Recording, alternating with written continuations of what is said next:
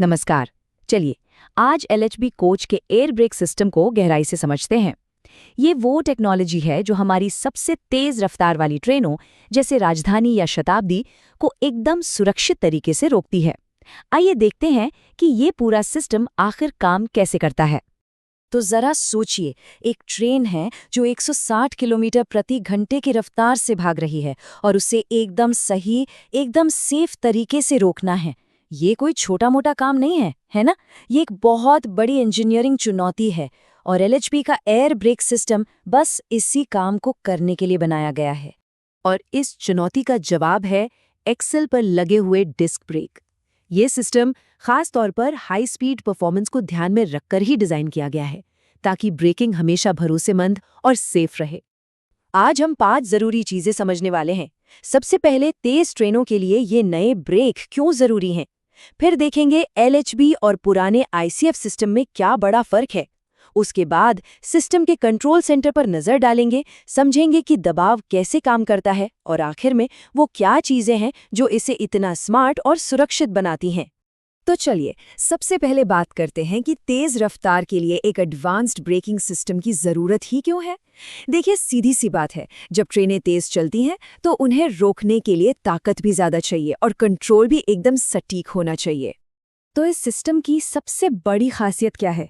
वो ये है कि ये 160 किलोमीटर प्रति घंटे के रफ्तार पे भी अगर इमरजेंसी ब्रेक लगाने पड़े तो ट्रेन को एक तय की गई दूरी के अंदर अंदर सुरक्षित रोक सकता है।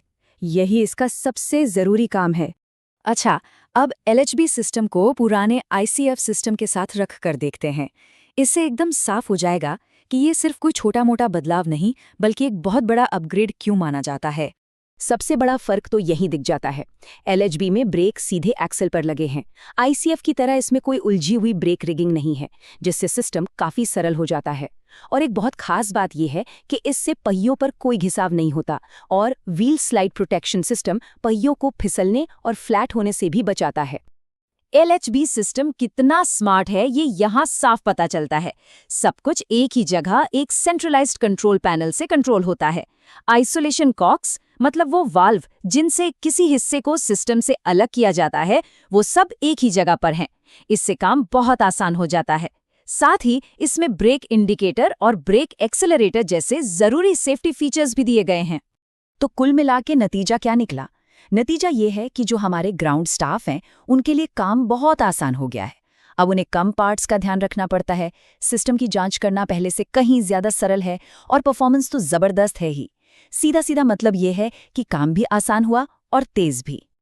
चलिए अब जरा सिस्टम के दिमाग की बात करते हैं, यानी कि इसके कंट्रोल सेंटर की। यह है ब्रेक कंट्रोल मॉड्यूल जो हर चीज को कंट्रोल करता है। ये देखिए, पूरा ब्रेक कंट्रोल मॉड्यूल एक मजबूत फ्रेम के अंदर सुरक्षित रखा होता है। इसके ऊपर जो जालीदार कवर है वो इसे धूल मिट्टी और कंकड़ पत्थरों से बचाता है, लेकिन हवा भी आने जाने देता है ताकि ये ठंडा रहे। यहाँ पर हर चीज कितनी व्यवस्थित है। फिल्टर, आइसोलेशन कॉक और टेस्ट पॉइंट्स सब कुछ इतनी आसानी से उपलब्ध है। इससे क्या होता है, चेकिंग और टेस्टिंग का काम बहुत तेजी से और आसानी से हो जाता है। तो इस कंट्रोल सेंटर के अंदर क्या क्या होता है?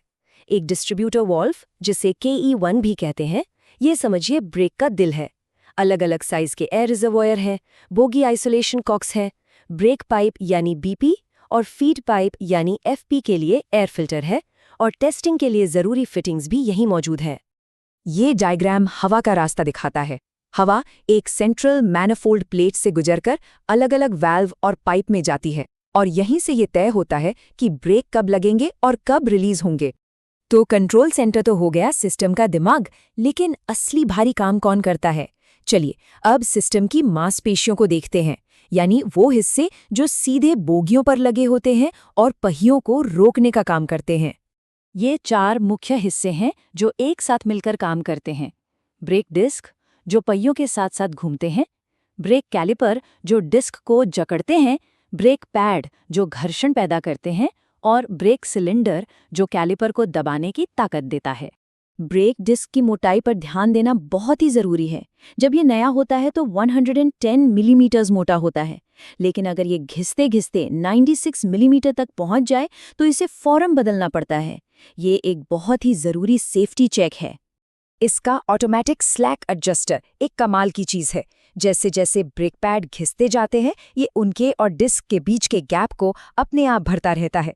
इसकी वजह से बार बार हाथ से एडजस्टमेंट करने की जरूरत नहीं पड़ती और मेंटेनेंस का काम भी कम हो जाता है। और ये एक नंबर है जिसे बिल्कुल गांठ बांध लेना है, 7 मिलीमीटर, बस 7 mm। जब ब्रेक पैड की मोटाई घिसकर सिर्फ 7 मिलीमीटर रह जाए तो उसे तुरंत बदलना ही बदलना है। ये एक और बहुत जरूरी सुरक्षा सीमा है जिसे कभी भी नजरअंदाज नहीं करना चाहिए। अब बात करते हैं उन स्मार्ट फीचर्स की जो इस सिस्टम को न सिर्फ पावरफुल बनाते हैं बल्कि रोज के काम में बहुत कुशल और सुरक्षित भी बनाते हैं। ये इस सिस्टम के आधिकारिक समय हैं। ब्रेक लगने में महज 3 से 5 सेकंड लगते हैं और पूरी तरह से रिलीज होने में 15 से 20 सेकंड। ये आंकड़े सिस्टम की शानदार परफॉर्मेंस को दिखाते हैं। ये कुछ ऐसी चीजें हैं जो रोज का काम आसान बना देती हैं, जैसे ब्रेक इंडिकेटर। अगर वो हरा है तो मतलब ब्रेक रिलीज है। पैनल पर दिए गए टेस्ट पॉइंट से बीपी, एफपी और कंट्रोल रिजर्वायर का प्रेशर आसानी से चेक हो जाता है। और सेंट्रलाइज्ड कॉक्स की वजह से किसी भी इमरजेंसी में एक्शन लेना बहुत तेज हो जाता है। तो चलिए आखिर में सबसे जरूरी चेक्स को एक बार फिर से दोहरा लेते हैं। पहला, ट्रेन चलने से पहले हमेशा ये पक्का करें कि ब्रेक इंडिकेटर हरे हों। दूसरा, पैड की लिमिट 7 मिलीमीटर और डिस्क की लिमिट 96 मिलीमीटर, ये 2 नंबर हमेशा याद रखें। और तीसरा, कंट्रोल पैनल पर लगे बोगी आइसोलेशन कॉक्स का इस्तेमाल अच्छी तरह समझ लें ताकि ज़रूरत पड़ने पर किसी एक बोगी के ब्रेक को अलग किया जा सके। ये बातें सुरक्षा जांच की बुनियाद हैं। तो ये थी LHB कोच के एयर ब्रेक सिस्टम की पूरी जानकारी। अच्छा, अगला कौन सा रेलवे सिस्टम है जिसके बारे में विस्तार से समझना दिलचस्प होगा? हमें ज़रूर बताइएगा।